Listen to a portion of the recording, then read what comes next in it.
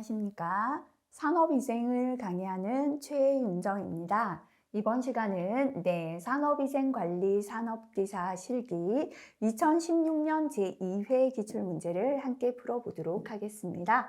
자, 1번 문제 파란색 별표 하겠습니다. 소음성 난청 또는 청력 손실에 영향을 미치는 요소 3가지를 적고 설명하시오라고 했습니다. 그죠?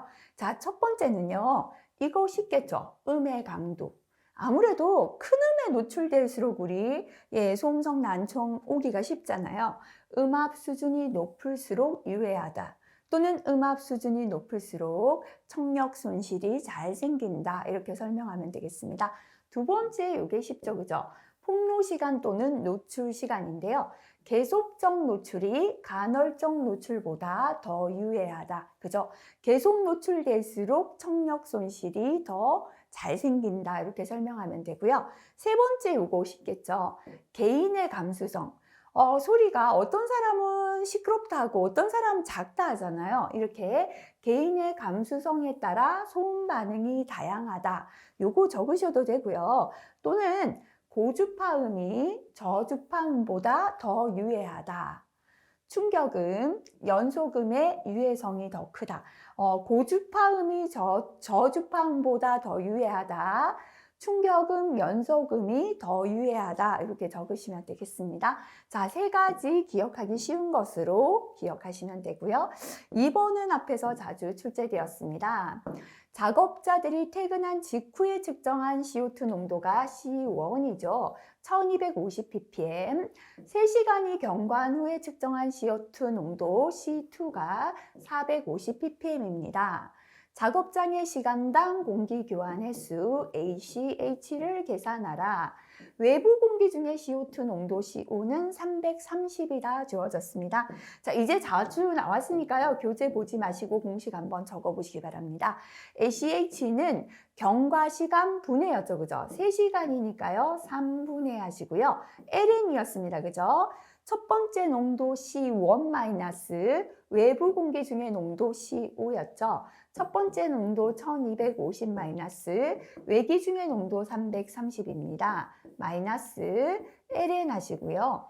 두 번째 농도죠. 그죠? 450 마이너스 외기의 농도 330 요거를 계산하시면 되겠습니다. 0.68이 나오고요. 회 또는 회 per hour 해도 틀리진 않겠습니다.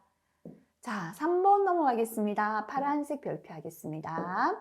보기를 참고하여 온도가 32도시, 상대 습도 65%에서 피부 온도를 계산하라. 그죠? 중요한 문제는 아니에요. 자, 근데 항상 말씀드리지만 이런 문제만 골라서 공부하신다는 거는 굉장히 좋지 못해요. 자주 반복되지 않습니다. 하지만 제가 파란색 별표를 하는 이유는 마지막에 빨간색이 어느 정도 공부가 다 되셨다면 내가 모르고 있고 자주 안 나온 걸 체크를 해두셔야 마지막에 여유 있을 때 볼 수 있다는 뜻이 됩니다. 자, 피부 온도 계산하시오 했습니다. 바람 영향은 고려하지 않는다. 자, 체감 온도 또는 피부 온도입니다. 그죠? 32-0.4 곱하기 체감 온도는 기온 마이너스 0.4 곱하기 기온 마이너스 10 하시고요. 곱하기 1 마이너스 100분의 습도입니다. 하는 수 없이 공식이니까 암기하셔야 돼요. 자, 체감 온도 또는 피부 온도는 기온이죠. 32에서 마이너스 0.4 곱하기 하시고요.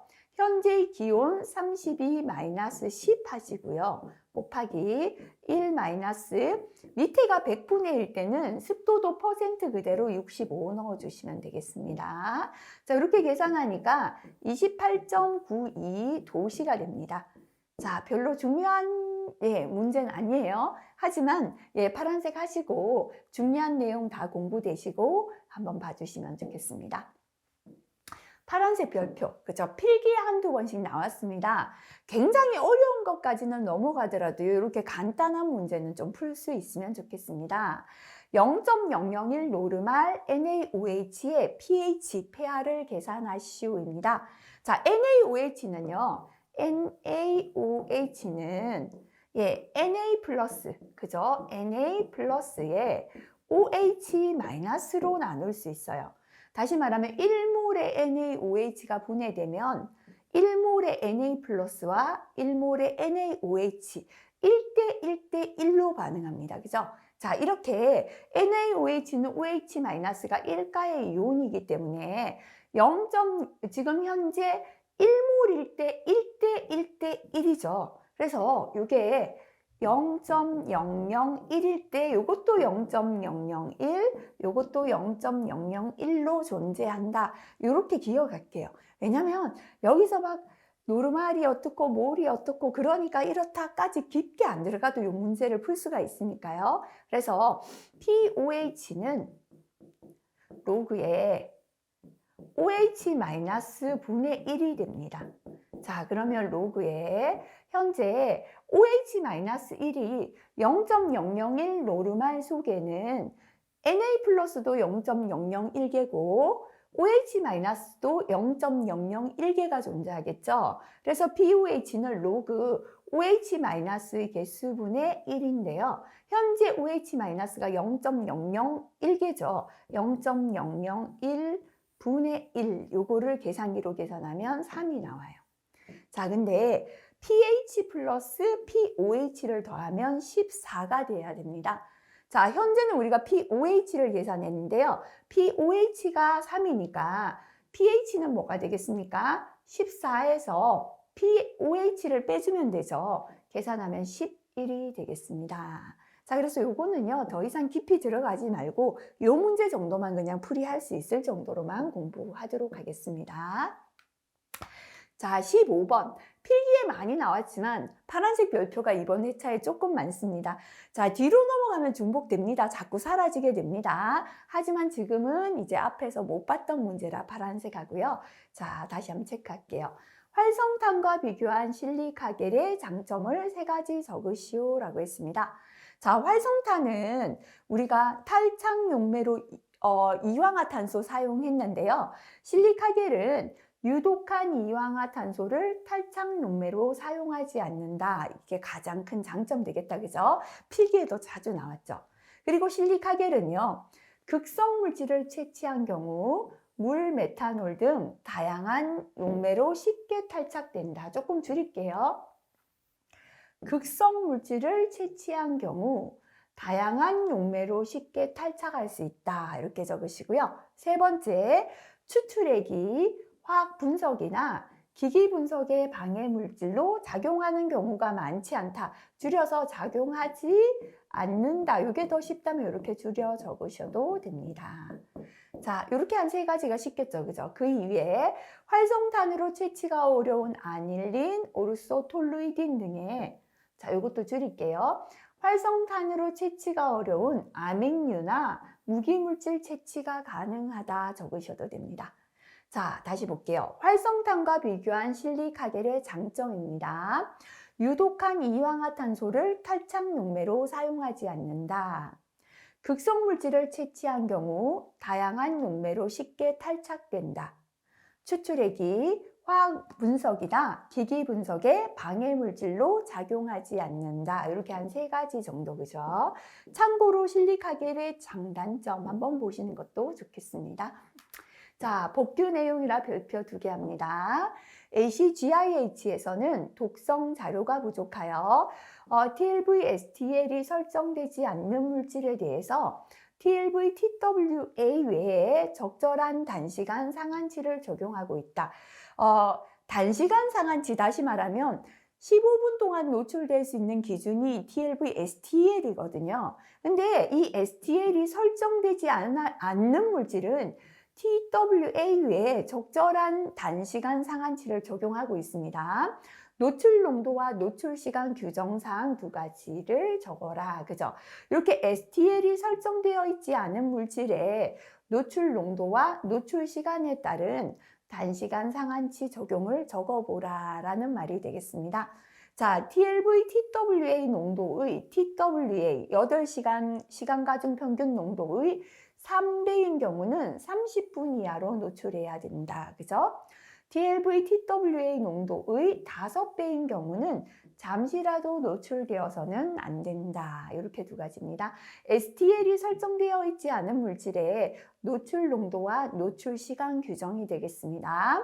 TWA 농도의 3배에서는 30분 이하로 노출, TWA 농도의 5배인 경우는 잠시라도 노출해서는 안 된다 설명하시면 되겠습니다. 자, 7번도요. 뒤에 가면 반복되어 나옵니다. 지금은 파란색 별표 해볼게요.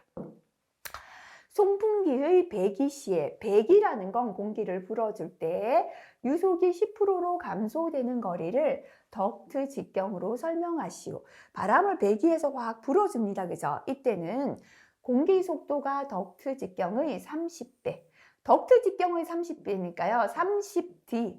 덕트 직경의 D라고 한다면 30배 지점에서 유속이 10%로 감소한다. 자, 요거를요, 문장으로 적으라고도 나오겠지만, 공기가 덕트 직경의 몇 배, 30배, 30D 지점에서 유속은 얼마로 감소한다? 10% 감소한다. 이렇게 괄호 비우고도 나올 수 있으니까 기억하시면 되겠습니다.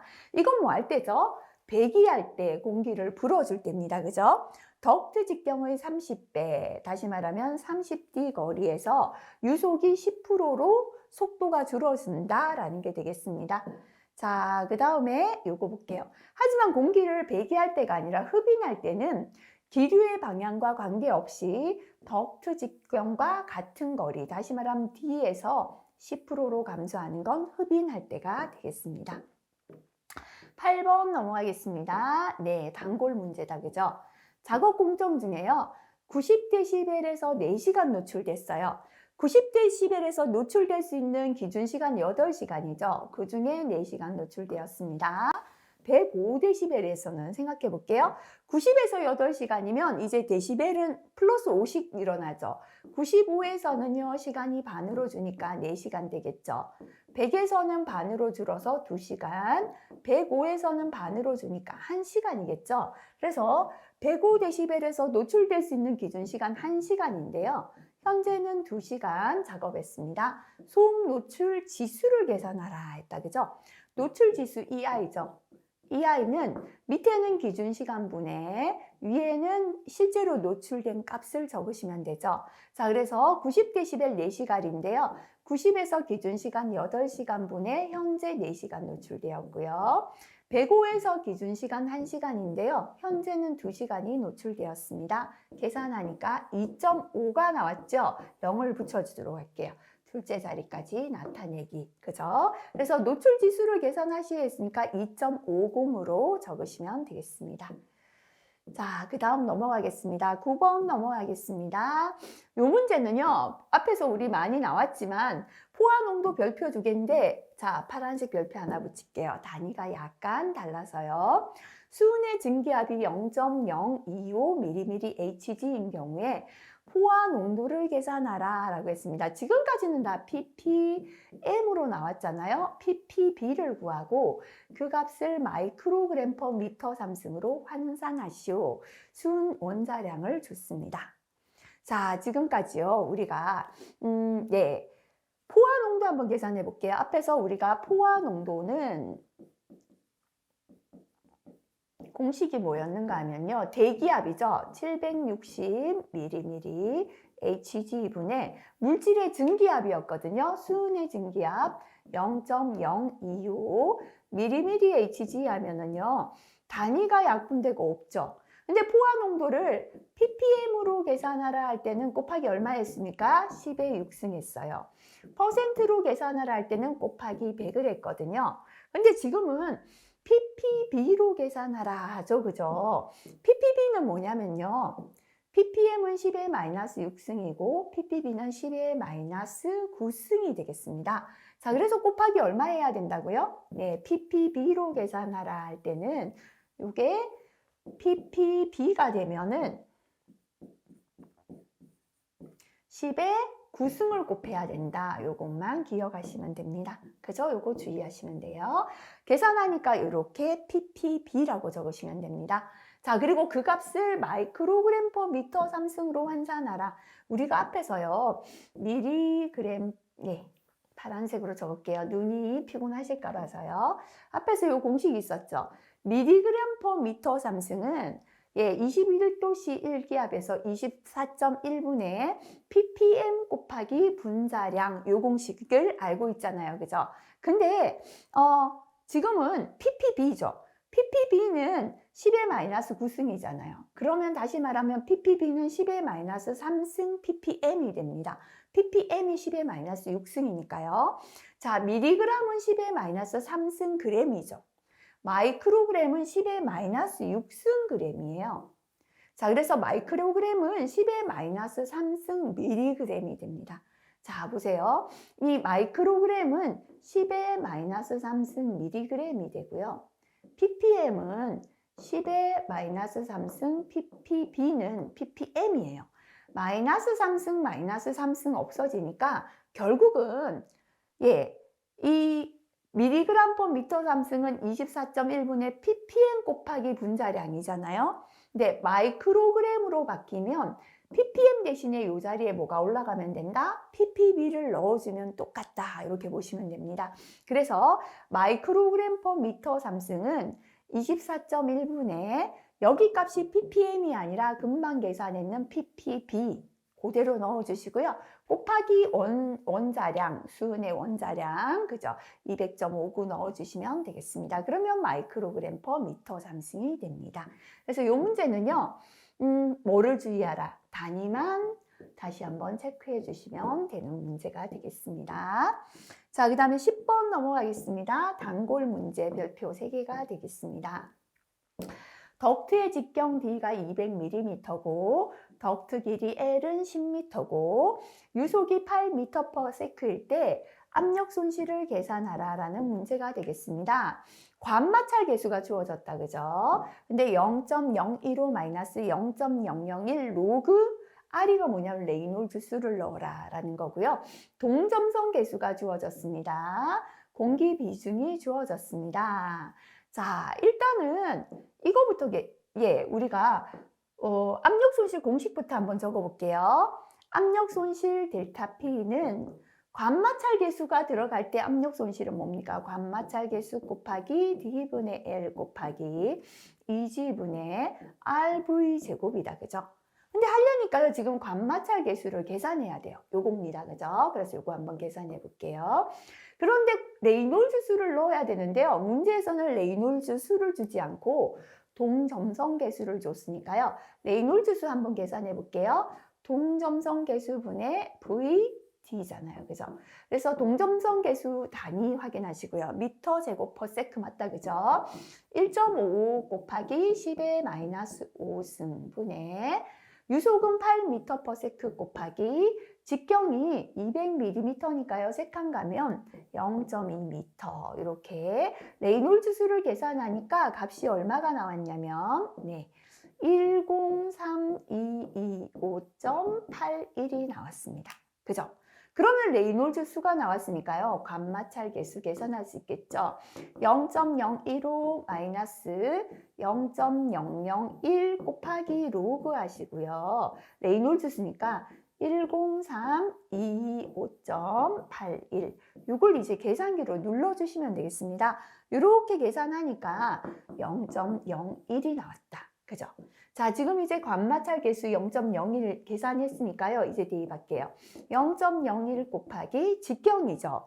200mm니까요. 0.2분의 길이는 10m다 나왔고요. 2 곱하기 공기 비중 1.2다 주어졌습니다. 아니죠. 9.8. 중력 가속도 9.8이다. 그죠? 그 다음에 공기 비중 1.2죠. 1.2 곱하기 V의 제곱이다 했는데요. 현재 유속이 8이다 라고 나왔으니까 8의 제곱 요거 대입하시면 되겠습니다. 계산하니까 1.96mm H2O가 되겠습니다. 자, 한 번 응용되었을 따름이지요. 충분히 우리가 지금까지 풀었던 다 공식에서 나왔죠. 자, 풀어보시기 바라고요. 11번 공식 암기 안 되셨다면 파란색 별표 해보겠습니다. 앞에서 나오긴 했는데요. 변동소음을 측정하여 평가하는 등가소음도 또는 등가소음 레벨의 공식을 적고 설명하라는 게 되겠습니다. 그죠? 등가소음도 LEQ였습니다. LEQ는 공식 뭐였죠? 16.61 곱하기 로그였다. 그죠? 로그 하시고요.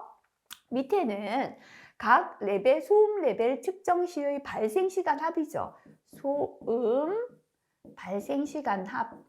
시간 너무 기니까요. 시간의 합. 소음이 발생되는 시간을 다 더하면 됩니다. 그죠? N1 곱하기 10에 16.61분의 LA1 이렇게 했거든요. 그죠? 플러스 가서 NN 곱하기 10에 16.61 곱하기 LAN 이렇게 하면 되겠죠. 그죠? 그래서 여기에서 LEQ는 등가소음 레벨, 단위는 데시벨 A가 되겠습니다. LA라는 건 여기에 들어가는 요거는 바로 각 측정, 소음 측정치죠. 그죠? 소음 측정치가 됩니다. 그래서 각 소음 레벨에 이런 말 빼버릴게요. 각 소음의 측정치죠. 그죠? 데시벨 A가 됩니다. 그리고 N1 요건 뭐냐면 발생 시간이죠. 소음 발생 시간이 되겠습니다. 그죠? 그래서 각 소음 레벨 빼버리시고요. 소음의 발생 시간 측정치 요거 좀 빼도 되겠습니다. 각 소음의 발생 시간 분 이렇게 적어주시면 되겠습니다. 자, 그 다음에 12번 넘어가겠습니다. 네. 12번 다시 넘겨볼게요. 자주 나왔습니다. 그죠? 어느 작업장의 내부 온도 32도, 작업장의 열 부하량이 주어졌습니다. 자, 그리고 외기 온도 25도입니다. 전체 환기를 위한 필요 환기량 미터의 삼승 퍼 아워로 계산하라. 항상 단위 확인하시기 바랍니다. 자, Q는 하시고요. 이렇게 온도 차가 있을 때 공식은 0.3 곱하기 델타 T였죠.